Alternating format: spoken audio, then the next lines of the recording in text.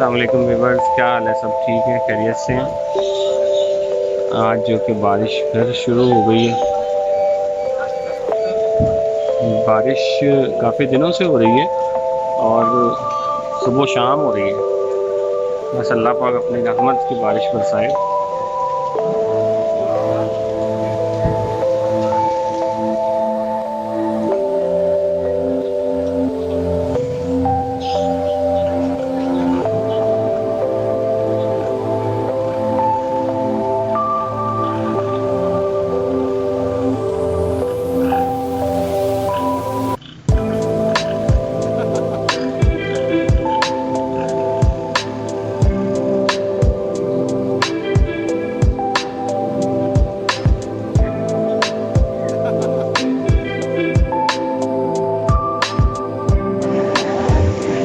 بارش جو کہ ہو رہی ہے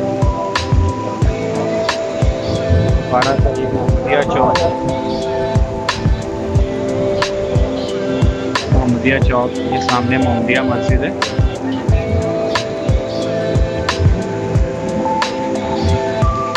بارش جو کہ بہت تیز ہو چکی ہے،